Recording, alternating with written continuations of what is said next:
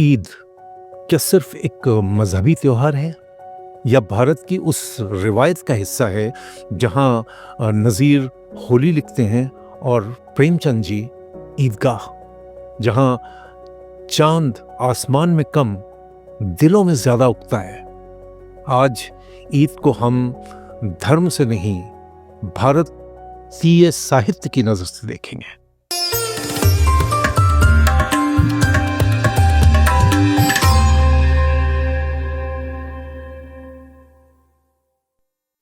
नमस्कार, आदाब। मैं हूं नाजिम नकवी, आपके समक्ष, आपके साथ। आप देख रहे हैं इंडिया दैट इज भारत। दोस्तों, आप सबको ईद की दिली मुबारकबाद। एक महीना सब्र, परहेज, खामोशी और आत्म मंथन का गुजरा और आज उस पूरे सफर का जश्न है। दुनिया में बहुत से देश हैं, लेकिन हमारे देश जैसा शायद ही कोई हो, क्योंकि भारत में त्योहार सिर्फ मनाए नहीं जाते, सभ्यता के दस्तावेजों में दर्ज किए जाते हैं। और इस परंपरा के महान दस्तावेजकारों में एक नाम आता है, नज़ीर अकबराबादी। उन्होंने होली भी लिखी, दिवाली भी, रोटी को भी शब्द दिए और आदमी को भी। मुंह लाल, गुलाबी आंखें हों और हाथों में पिचकारी हो, तब देख बहारें होली की। जरा सोचिए, जिस मुल्क में एक मुसलमान शायर होली की बहार यूं लिखते हैं, वहां ईद कैसी होगी? यही है भारत की तहजीब, जहां त्योहार पहचान से बड़े हो जाते हैं। ईद की पहली खुशी चांद से शुरू होती है। महीने भर लंबे रोजे और फिर एक सवाल, क्या चांद दिखाई दिया? ये सिर्फ एक खगोलीय घटना नहीं है, ये एक सामूहिक अनुभूति है। शुजा खावर लिखते हैं कि आप इधर आए, उधर दीन और ईमान गए। ईद का चांद नजर आया तो रमजान गए। चांद इबादत का समापन भी है, मोहब्बत की शुरुआत भी।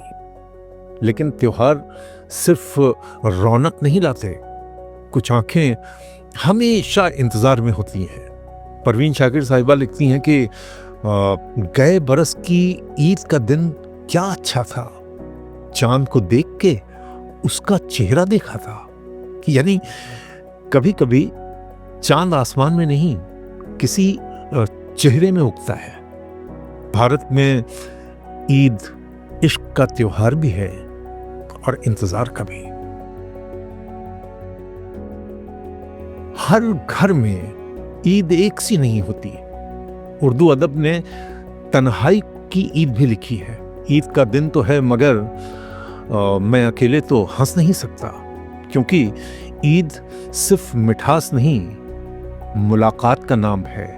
लेकिन अब आइए उस कहानी की ओर जिसने ईद को भारतीय साहित्य में अमर कर दिया। कहानी मुंशी प्रेमचंद की ईदगाह है। एक छोटा बच्चा हामिद, जेब में सिर्फ 3 पैसे। साथ के बच्चे खिलौने खरीद रहे हैं, मिठाइयाँ खरीद रहे हैं और हामिद सोच रहा है। और फिर वो खरीदता है एक चिमटा। क्यों? क्योंकि उसकी दादी रोटियां बनाते हुए हर रोज अपने हाथ जला लेती हैं और वो चाहता है कि अब उनके हाथ न जलें। यही है 3 पैसों की ईद। ये कहानी हमें बताती है कि त्योहार सिर्फ कुछ खरीद लेने का नाम नहीं होते। वे याद दिलाते हैं कि असली खुशी अपने लिए कुछ ले लेने में नहीं है, किसी अपने के लिए सोचने में है। जी हां, जीना इसी का नाम है। ईद का सबसे खूबसूरत दृश्य होता है गले मिलना। कमर बदायूनी कहते हैं कि ईद का दिन है, गले आज तो मिल ले जालिम। रस्म दुनिया भी है, मौका भी है, दस्तूर भी है। भारत में ईद और होली दोनों में रंग अलग अलग है, लेकिन भाव एक है। यहाँ रंजिशें हल्की पड़ जाती हैं और दिलों के बीच की दूरियां कम होने लगती हैं। और हमारी सूफियाना विरासत तो बहुत पहले कह चुकी है कि किसी का बांट लें गम और किसी के काम आ जाए। हमारे वास्ते वो रोज रोजे ईद होता है। यही है भारत, जहां ईद, दिवाली, क्रिसमस, बैसाखी सब इसी मट्टी पर भारतीय बन जाते हैं। मैं ये मानता हूँ, और आप चाहें तो इससे असहमत हो सकते हैं, कि भारत में त्योहार पहचान की दीवारें खड़ी नहीं करते, रिश्तों के दरवाजे खोलते हैं। तो दोस्तों, ये थी ईद, सिर्फ चांद की नहीं, दिलों की रोशनी से जगमगाती हुई। लेकिन मार्च का महीना हमें एक और तारीख की याद दिलाता है, 23 मार्च, शहीद दिवस। वो दिन जब भगत सिंह, शिवराम राजगुरु और सुखदेव थापर हंसते हंसते फांसी के फंदे पर चढ़ गए।